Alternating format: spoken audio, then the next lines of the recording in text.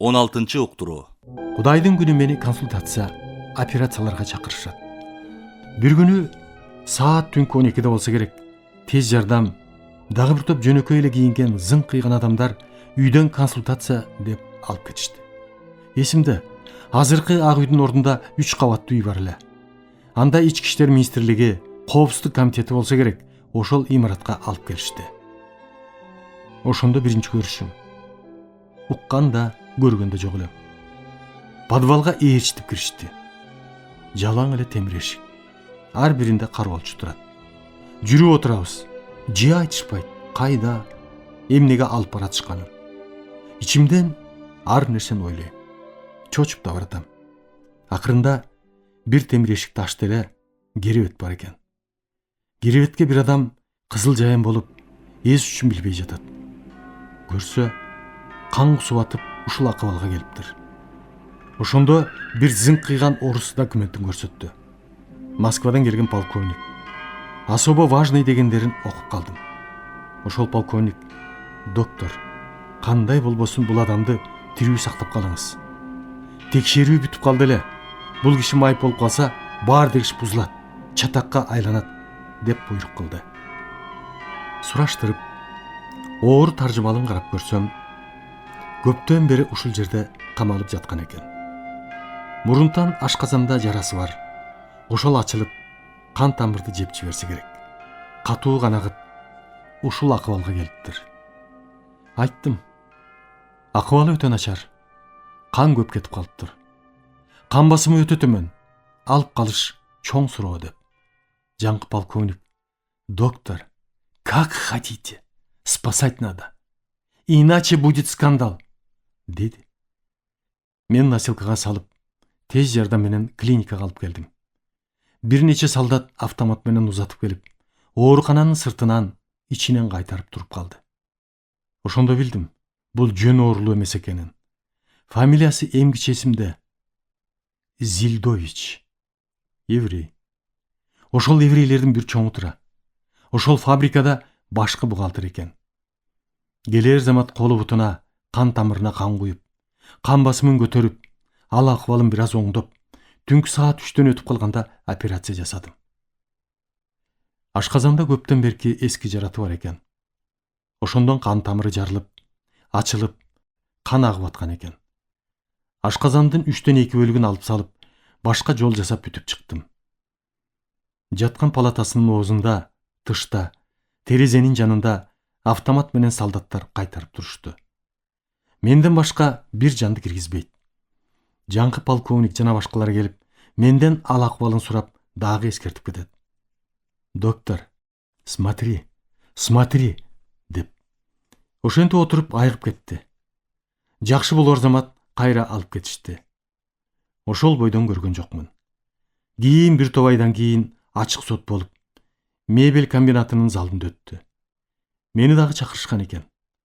Ошондо тордун артында толтура отурган еврейлерди, биздин 3-4 кыргызды көрдүм. Эсимде. Ошол еврейлердин жетекчиси го, Мац деген зор киши экен. Суракты айтып атты. Башкы бухгалтер Зильдович иштеген, деп. Бул киши документти жасаганда, ушундай жасайт, ошон үчүн карабай туруп кол койчумун дейт. Зильдович камеранын артынан мени көрүп, колу менен, башы менен жаңдап учурашты. Оңолуп, өңүнө кирип, толгонсуп калыптыр. Ошондо соттун чечими менен 6 еврей, 3 кыргыз атууга кетти. Анын ичинде мен аман алып калган Зильдович да бар.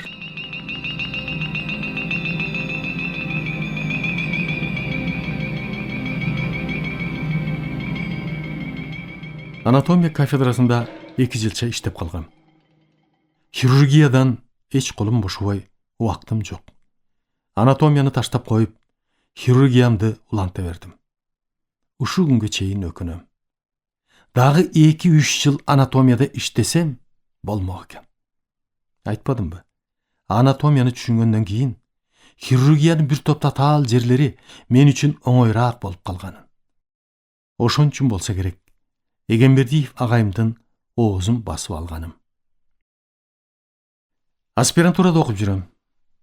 профессор бөйрөк алмаштыруу боюнча диссертацияга тема берди. Адамдын бөйрөгү иштен чыкканда же эне атасынын, же бир туугандарынын бөйрөгүн алып, ооруган, иштен чыккан бөйрөгүн алып салып, анын ордуна салып алмаштыруу боюнча бөйрөктү өз ордуна эмес, жамбаштын ич капталына салчу.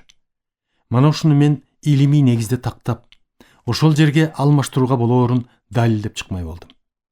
Ал убакта 1955-жылдарда чоң чет мамлекеттерде ушундай бөйрөктү алмаштырат экен деп анда мында укчубуз. Мен кичине ренжидим. Дайыны жок нерсенин кереги барбы деп. Максим Ефимовичке айттым. Ошондо Максим Ефимович: Мамбет, азыр дайыны жок нерсе. Бирок бир убакта бул операция жасала баштайт. Сенин ишиң ошону илим жүзүндө далилдеп, так ушул жерге жасап алмаштырууга болот деп беришиң керек. Ошондон күнүгө патоанатомияга барып, өлгөн адамдардын бөйрөгүн, анан жамбаштын ичиндеги жерди, кан тамырларын, койчу баарын текшерип, сүрөтүн тартып, анализдерин чыгарып, бүт адабияттарды карап чыгып, өзүм дагы кызыгып иштей баштадым.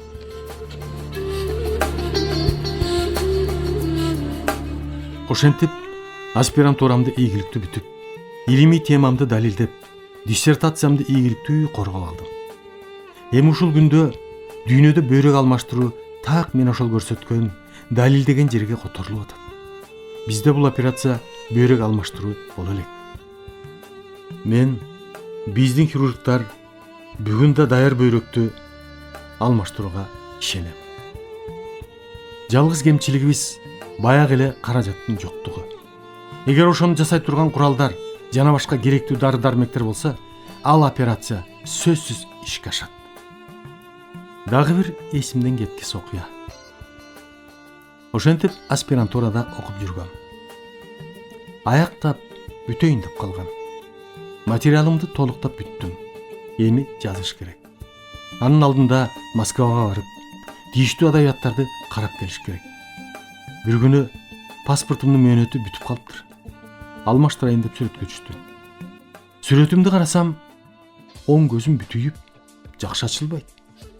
Күзгүгө барып, сакал алганда кароочу элем. Негедир байкабасам керек.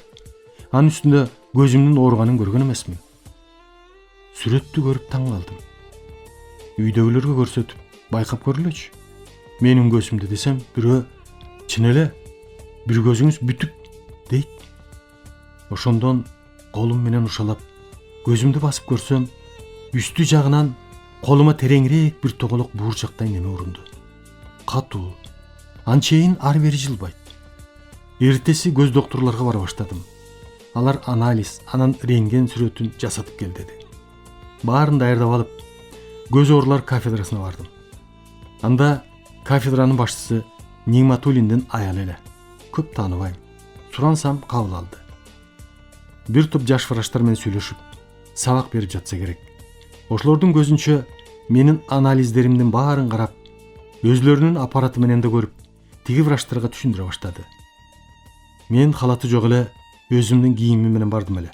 Тигилерге түшүндүрүп атат. Көздүн рагы деп. Тиги врачтар мени тааныйт.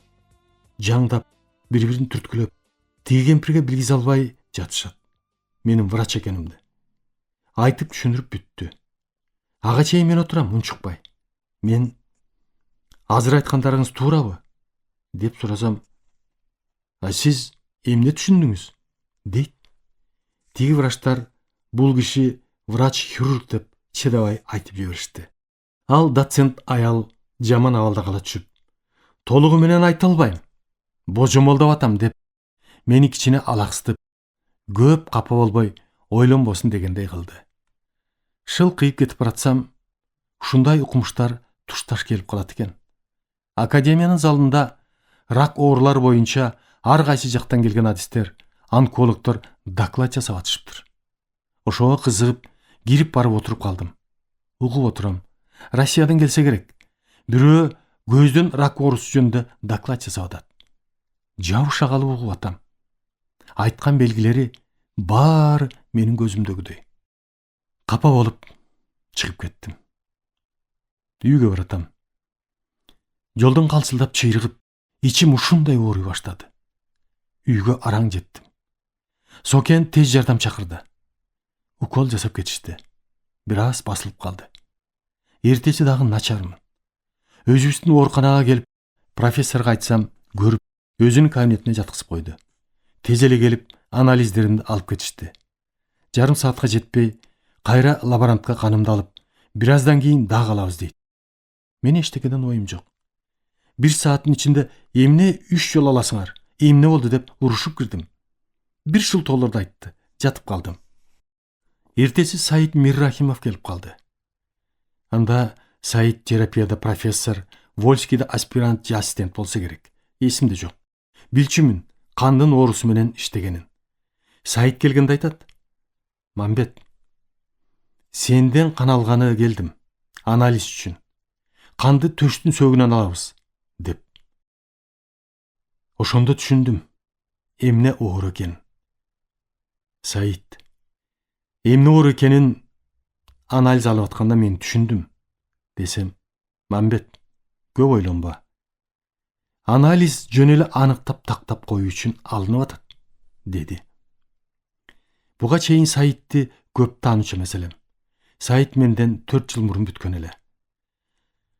Эртеси Максим Ефимович консилиум деп профессор Вольскийде, профессор Бейлинди, невропатолог, психиатр, профессор Канторовичти чакырды.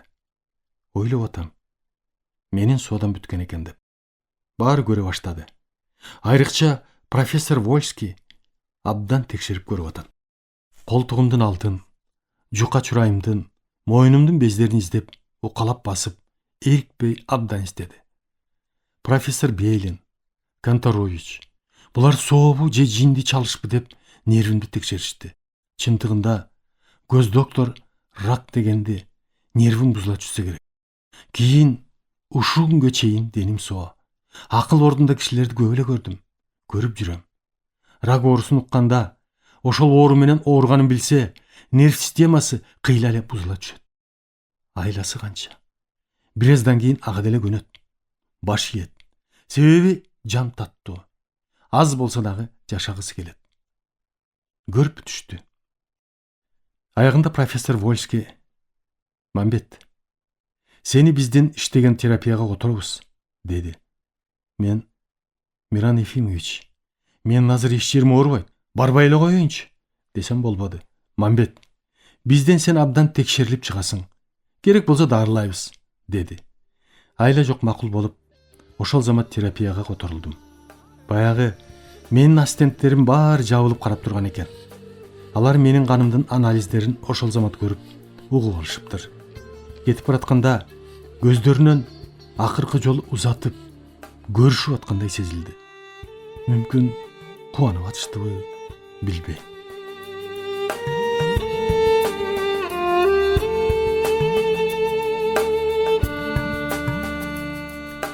Терапияда толук 1 ай жаттым. Тынымсыз эле канымдын анализин алат. Дарылаган деле анчейин дарысы жок. Бербейт, эч жерим оорубайт. Түнкүсүн оору таржымалымды издейм. Эч жерде жок, табылбайт. Өзүм ойлоном, эмне оору экенин да божомолдойм. Көкүрөк сөөктөн кан алгандан кийин ойлоп калдым. Канымда бир балия бар го. Кан ооруго деп. Кетиришпейт. 1 айдан кийин профессорго: "Мени кетириңиз. Айыктым. Эч жерим оорубайт. Кетире берсеңиз бүгүн кетем", деп туруп алсам, Вольский: "Макул, Мамбет, бара бер. Бирок ар 1 айда келип бизден анализ өткөзүп текшерилип тур", деди. Мен: "Миран Ефимович, эми айтыңызчы. Мен деле врачмын го. Эмне менен оорудум? Оорумдун аты, диагнозу эмне?" десем, профессор Вольский бая мен издеген оору таржымалымды өзүнүн столунун тартмасынан ачып, ошол жактан алып чыкты. "Мамбет, сен адеп ооруп калганда, бая 1-чи күнү тынымсыз кан алып текшер деп атпайсыңбы? Мына ошондогу анализиң бүт бардыгы кан оорусу, острый лейкоз, кан рагы болуп чыккан. Бирок эртеси Миррахимов төш сөөгүнөн кан алганда, анализиң таза чыгып, бул оору болбой калды. Андан кийинки анализдериңдин баары таза чыкты. Ошон үчүн сени бул жерде бир ай кармап байкап, кез анализдериңди текшерип турбадыкпы? Сактыкта кордук жок. Мамбет, кез келип каныңды текшертип тур, деп кое берди. Булардын ойлогондору да туура. Мурунку жылы так ушу клиникада карындашым Урупай 17 жашында жатып, ушул кан оорусунан острый лейкоз өлгөн. Чыгып, кайра ишиме кириштим. Бирок баягы көзүмдөгү тоголук жоголбойт. Көндүм болуп калды. Бир колум ар дайым ошондо, ушалайм. Өйдө карай сөөгүнө такап абдан басып кысам. Оюмда жарып жоготоюн дейм. Болбойт, жоголбойт, эч оорубайт. Москвага кеттим. Илимий адабияттарды окуп, көрүп, жыйнап, керектүүсүн ала келиш керек. Кетерде Максим Ефимович Москвадагы өзүнүн окутуучусу профессор Огнев Бориске кат жазып берди. Жардам берип койсоң, жакшы бир адиске көрсөтүп, деп. Огневти издеп барып, үйүнөн кезиктим. Өтө зор, улгайып калган киши экен. Сүйлөгөн укмуш. Мага абдан жакты. Москвага келгенимдин ал жайын түшүндүрүп бердим. Негизгиси китепканага келгенимди айтып, бияктан жасаган материалдарымды, айрыкча өзүм дары куюп дарылаган бөйрөктүн кан тамырлары, сийдик чыкчуу түтүктөрү тартылган сүрөттөрдү көрсөттүм. Дарыларды ким куюп жасады эле, деп сурап калды. Мен өзүм десем мактап койду. Жарайсың. Абдан сапаттуу рентген сүрөттөр экен, деп. Себеби бул адам Союзда бирден бир атагы чыккан хирург жана анатом эле. Анан Максим Ефимовичтин катын көрсөттүм. Окуп туруп, ошол замат Толковский деген профессорго телефон чалды. Кат жазып берди. Ал Москвада көз оорулар кафедрасынын профессору экен. Издеп жүрүп таап бардым. Огневдин катын окуп туруп, мени ошол замат кабыл алды. Бою кичинекей, толук, көзү бакырайган, орто жаштан өтүп калган киши экен.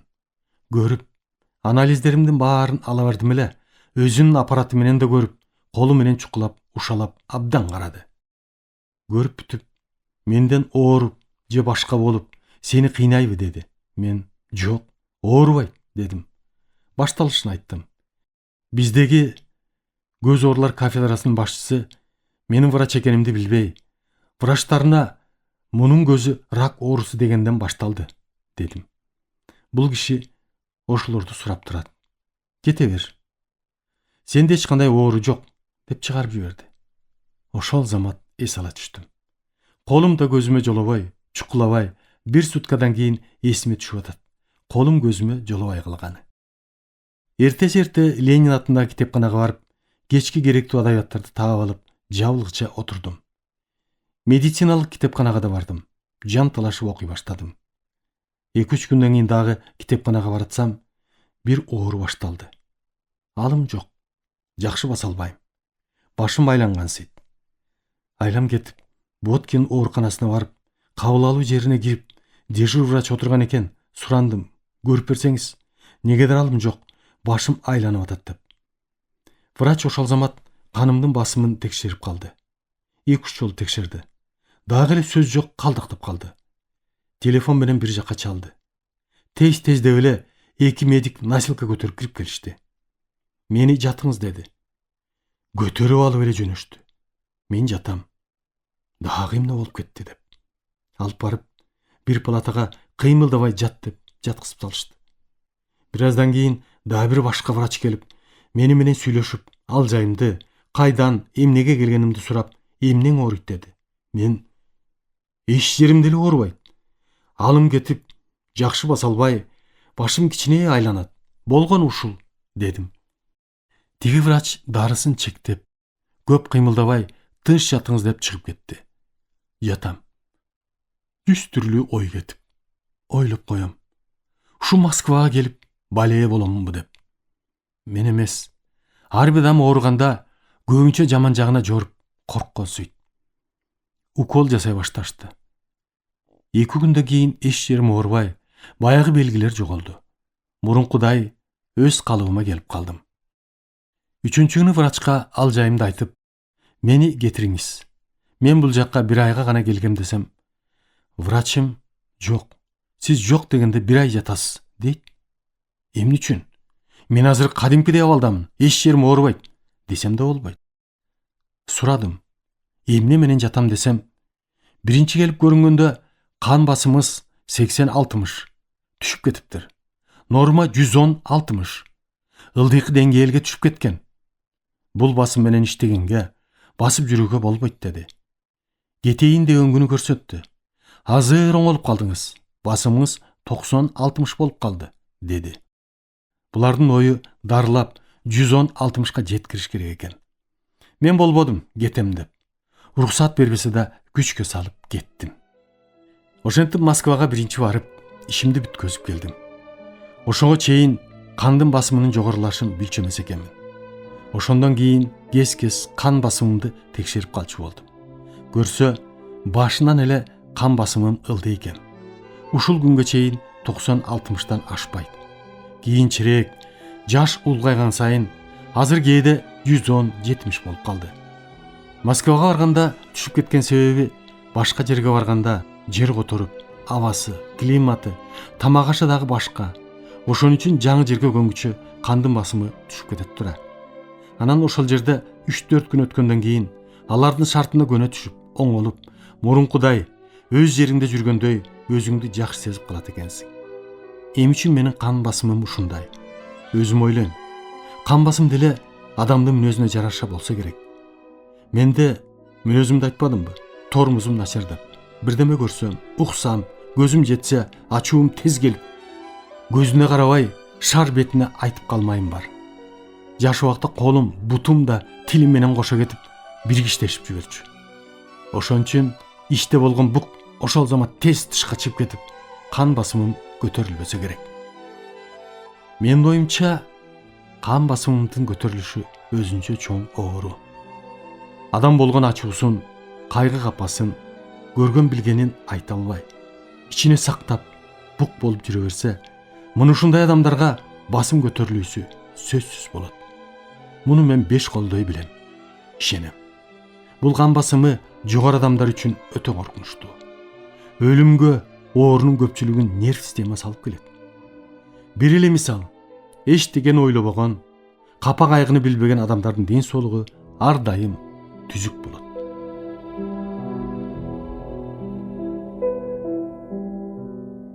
Мынабы жогоруда айтылып кеткен менин оорум нерв системасына байланыштуу. Биринчи эле врачка, көз доктурга кайрылганда байкабай рак деп айтып алып, ошондон уланып, бири-бирине жабышып, ырбап кетти окшойт. Канча азап көрдүм. Москвада профессор Толковскийдин бир эле сөзү, сенде оору жок деген сөзүнө ишенгенимдин себебинен бир заматта айыктырып салды. Айтпадымбы? Колум ошол замат түшүп, көзүмдү ушалабай унутуп койдум. Фрунзеге келип, эсиме түшө калып, колум менен издесем, баягы тоголок катык шишиктин дайыны жок. Жоголуп кетиптир. Ойлодум, көптөн бери колум менен ушалап жүрүп таркап кетсе керек деп. Экинчиси, авторитеттүү адис айткандан кийин нерв системам оңолуп, жоголууга жардам берсе керек. Көпкө чейин ойлонуп жүрдүм. Бул кайдан пайда болду деп. Кийин ойлосом, окуп жүргөндө көп мушташтым эле.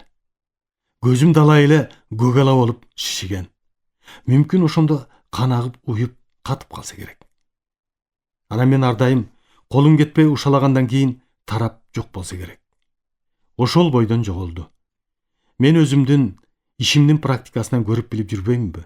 Врачтын тили, сөзү бир четинен ооруган адамга дары, бир чети уу. Бул чындык. Ошон үчүн мен окуучуларыма ар дайым айтам. Ооруну көргөндө диагноз коюш оңой эмес. Ошон үчүн эгер көргөндөн кийин 100% ишенген болсоң, ооруган адамга, туугандарына айтсаң болот. Эгер өзүң ишене албай, туурабы, туура эмеспи деп бүшүркөп турсаң, анда толук түшүнбөйүнчө ооруган адамга айтпаш керек. Өзүңүн алың, билимиң жетишпесе, башка билген, окутуучу хирургдардан сурап жардам алуу керек. Азыр кошумча жардам берүүчү аспаптар, аппараттар, лабораториялар бар. Муну ушулардын жардамы менен диагнозун туура коюуга болот. Оору тез өтүшүп кетпеш үчүн биринчиден эң негизгиси туура диагноз коюу зарыл. Диагноз туура коюлса, операция жасай электе эле 50% айыктырып койдум десең болот. Ар дайым эсте болуш керек. Айрыкча айыкпай турган оорулар жөнүндө. Рак, кандын оорусу, нервтин кээ бир оорулары, оңой менен айыкпаган оорулар. Мына ушулар жөнүндө сөз болгондо байкап, сак болуш керек. Себеби ар бир ооруган адам көргөнүңдө, сүйлөшкөндө сенин көзүңдү, кейпиңди чыдамсыздык менен карап байкап турат. Эмне дээр экен деп.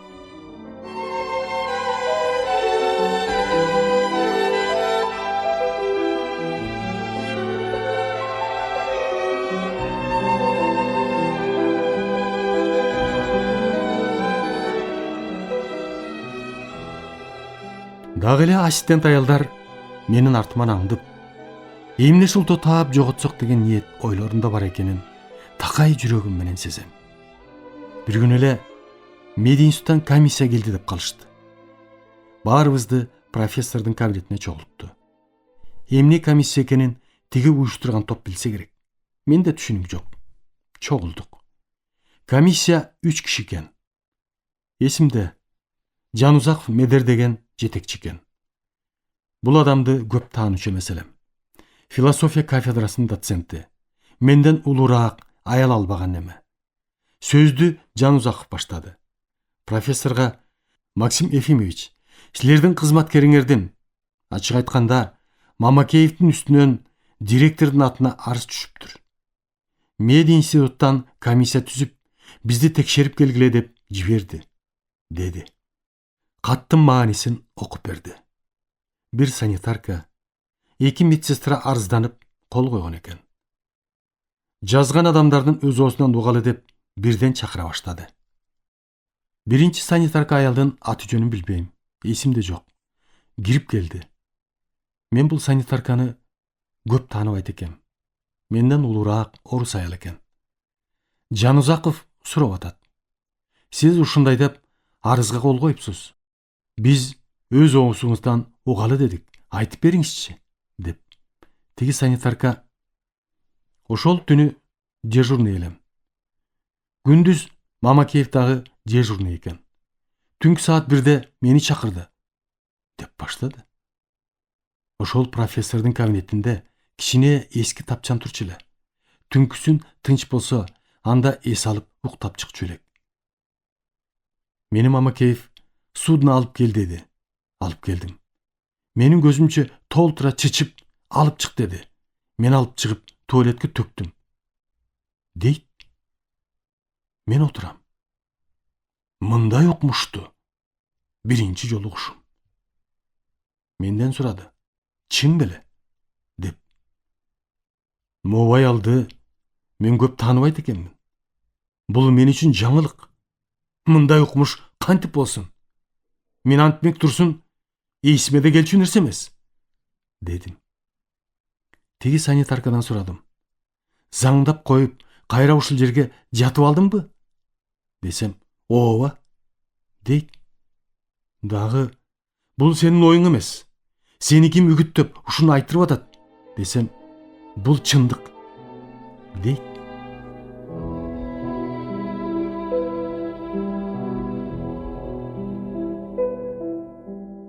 Урматтуу радио угуучулар, сиздер адабияттуу уктуруубуздан Кыргыз Республикасынын баатыры, академик Мамбет Мамакеевдин Мезгил жана инсан аттуу автобиографиялык чыгармасын Кыргыз Республикасынын эмгек сиңирген артисти Эгемберди Бекболиевдин көркөм окуусунда уктуңуздар. Көркөмдөп музыкалаштырган Жыргал Аманова.